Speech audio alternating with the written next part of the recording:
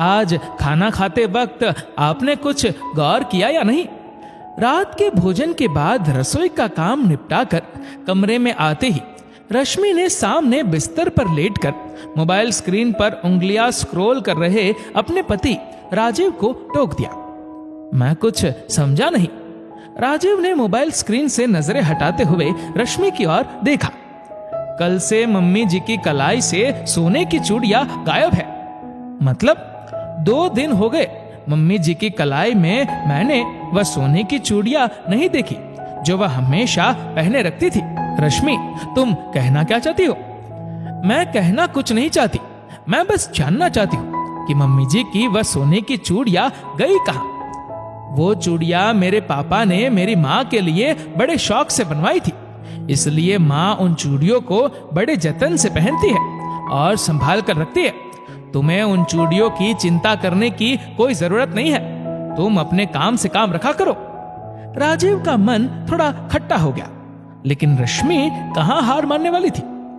आप मेरी बात नहीं समझ रहे हैं। वो चूड़ियां पापा जी ने मम्मी जी के लिए बनवाई थी, तो वह हमेशा मम्मी जी की कलाई में ही होनी चाहिए। मैं तो बस इतना कह रही हूँ, इसमें नाराज होने जैसी क्या बात हो गई? अपनी पत्नी की बात सुनकर राजीव भी थोड़ी देर के लिए सोच में पड़ गया, लेकिन रश्मि ने अपने पति राजीव को सुझाव दिया। आप जाकर मम्मी जी से पूछते क्यों नहीं, आखिर उनकी कलाई से चूड़ियां गई कहां? कैसी बात कर रही हो रश्मि? मैं भला माँ से उनकी चूड़ियों के विषय में क्या और कैसे पूछूं भला? तुम ये फालतू की सलाह मुझे मत दिया करो प्लीज। ये कहते हुए राजीव फिर से अपनी मोबाइल स्क्रीन पर उंगलियां स्क्रॉल करने लगा। वैसे मैं आपकी जानकारी के लिए एक बात बता दूं कि कल मम्मी जी सुनार की दुकान पर गई थी और वहां से लौटने के बाद से ही उनकी कलाई से वह सोने की चूड़ियां गायब है।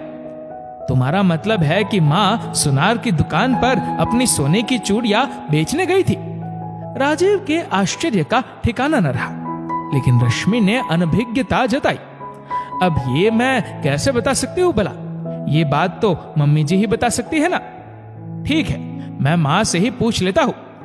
ये कहते हुए राजीव अपने कमरे से निकलकर हॉल में आ पहुंचा और कुछ सोचते हुए अपनी माँ के कमरे की ओर चल पड़ा। राजीव अभी अपनी माँ शारदा जी के कमरे की चौखट के करीब पहुंचा ही था कि अपने कमरे से निकलकर बाहर हॉल में आती शारदा जी से राजीव की निगाहें टकरा गई। क्या बात है बेटा, अभी तक सोए नहीं? सोने ही जा रहा था माँ, फिर मैंने सोचा कि आपसे थोड़ी बात कर लूं। कोई खास बात है क्या? शारदा जी ने राजीव के माथे पर अपना हाथ फेरा। नहीं माँ, बस यूं ही। ये कहते हुए राजीव ने अपनी माँ का हाथ थाम लिया। आपकी कलाई इतनी सोनी क्यों है माँ? आपकी सोने की चूड़ियां कहाँ गई? बेटा, वो चूड़ियां मैंने कुछ दिनों के लिए सुनार की दुकान पर गिरवी रखी है। लेकिन क्यों माँ? बेटा, पिछले हफ्ते तेरे फूफा जी की तबीयत बहुत खराब हो गई थी।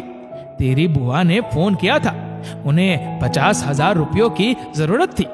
उनकी जिंदगी और मौत का सवाल था बेटा। लेकिन माँ, आपने मुझे ये बात बताई क्यों नहीं? बेटा, अभी पिछले महीने ही तो तुम्हारी नई नई नौकरी लगी है। कई महीनों से तुम नौकरी की तलाश में थे, तुम्हारे पास रुपए नहीं होंगे। ये सोचकर मैंने तुम्हें ये बात नहीं बताई।